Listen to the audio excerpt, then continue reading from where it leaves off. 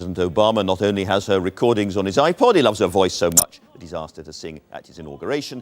In a lineup you may remember included Bruce Springsteen and U2. Her supremacy as America's favourite soprano is such that she was chosen to sing at the Ground Zero commemoration only weeks after the 9/11 attacks. Best known as an operatic virtuoso, Renee Fleming is now branching out in a new musical direction. Welcome. Thank you. Wonderful to have you on the show. Doing something like that 9/11 commemoration, or indeed the inauguration, I just wonder, is it a lot more stressful, even more stressful, than being at the Met or one of the great opera houses in the world about to perform one of the great roles? I mean, it's a different kind of stress, presumably. Exactly. Well, in some ways it's stressful, of course, because I feel a tremendous responsibility to those people that in the case of 9/11 that I'm trying to give comfort to.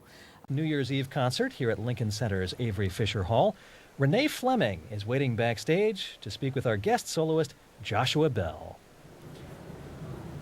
Oh, romancing the violin. How about romancing the world? Joshua, your playing is so unbelievable. I marvel at the virtuosity of it, at the amount of notes you play, at the perfection and the intonation of it. What is your relationship to virtuosity in general?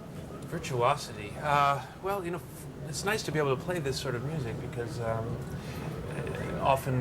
normally I play the Beethoven and the Brahms, which are the great pieces of music for the violin, but there's something very special about these virtuoso pieces like the Saint-Saëns and Ravel coming up, and Fritz Kreisler. My teacher, Joseph Gingold, he had such a love for this music, which he never looked down upon. He never categorized it as light music as opposed to serious music. He said, treat all this music with dignity and seriousness, really, because it's not that the Saint-Saëns is one of the greatest pieces written for the violin in all of the repertoire, and it's so fun to get a chance to play it on an occasion like this. Did you listen a lot to the performances of Kreisler, Paganini, and did you think a lot about their performances? Did you carry them with you on stage? Are they a burden or are they a comfort to you? You know, I mean, I listened as a kid a lot to Kreisler, of course, listening to him play his own music and high-fits. Paganini, unfortunately, none of us have ever heard because he never recorded. He was born too soon, yes. but he was the ultimate virtuoso. And by virtuoso, I think that someone, not that just has a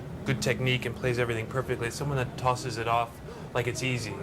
And he wrote music that celebrated the instrument, and Saint-Saëns did the same. Actually, Saint-Saëns wrote the introduction in Rondo Capriccioso for Sarasate, who was sort of the successor to Paganini, and he was another one of the great virtuosos. But I listened to them as a kid, and occasionally I'll listen to them, but I've lived with these pieces enough that I sort of feel like I own them now myself. Great. I love history so much, and particularly the history of music. And one of the things that fascinates me is you play a Stradivarius. That's true. So I find it amazing that modern technology has not improved on your instrument. It would have not made a better violin, but has your technique changed? Is technique better?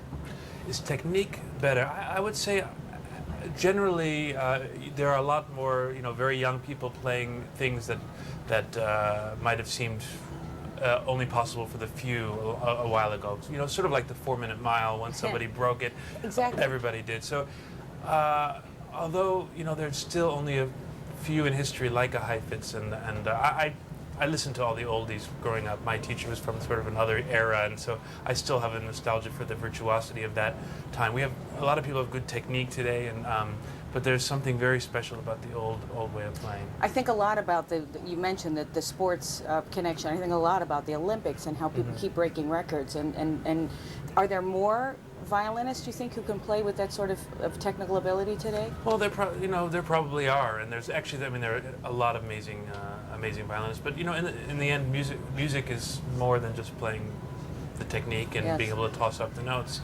I would rather listen to someone miss a few notes here and there and imbue the music with the character. That's much more important. I mean, Kreisler himself was not. Maybe I wouldn't count him as one of the big virtuosos, but he had the charm of Kreisler. I've never heard anyone with that, and so I'll never live up, obviously, playing his music to him. But that. So it's not all about just the athletic nature of playing music. It's just a small part of it, as you know. Well, you're about to play one of my favorite songs and one of the great songs in all of the literature, None But the Lonely Heart, Tchaikovsky. And I was wondering, do you think about singers? Do you think about breathing?